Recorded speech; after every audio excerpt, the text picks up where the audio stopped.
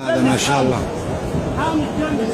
ما شاء الله يحب الضيوف ويهلي فيهم. الله يجزاه خير ان شاء الله. هذا يهلي بالضيوف. تبارك الله. هذا له سفرة ما شاء الله اهلا اهلا ويهلي ما بالضيوف. شاء الله تبارك الله. اهلا اهلا حياكم الله. ما شاء الله ما شاء الله. بسم اللہ الرحمن الرحیم۔ یہ روضہ رسول کا منظر ہے۔ بار رسالت میں کھانا لگ چکا ہے۔ مدینہ منورہ کے رہائشی بڑے ہی پرجوش انداز میں آنے والوں کو ویلکم کرتے ہیں۔ انہیں گلے لگانے کے بعد ان کے ماتھے پر ایک بوسہ دے کر ماشاء اللہ سبحان اللہ مرحبا مرحبا کی صدائیں لگاتے انہیں کھانے پر بٹھا کر دوسرے مہمان کی طرف لپکتے ہیں۔ یہ یہاں کا معمول ہے۔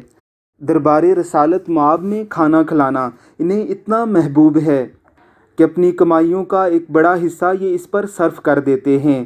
شہر رسول کے لوگوں کا مزاج اتنا خوبصورت ہے کہ انسان ان سے بات کرنے کے بعد اس بات کا خواہش مند رہتا ہے کہ مدینہ الرسول کا کوئی شخص اس سے بات کرے۔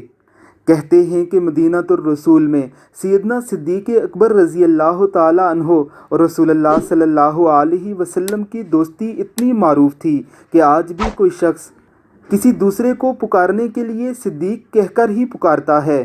کہتے ہیں مدینہ الرسول میں اگر دو لڑنے والوں کی لڑائی ہو جائے تو قریب کھڑا تیسرا شخص فوراً ہی لڑائی میں پڑ کر اونچی آواز میں کہتا ہے یا صدیق صلو علی النبی کہ اے دوستو نبی پر درود شریف پڑھو۔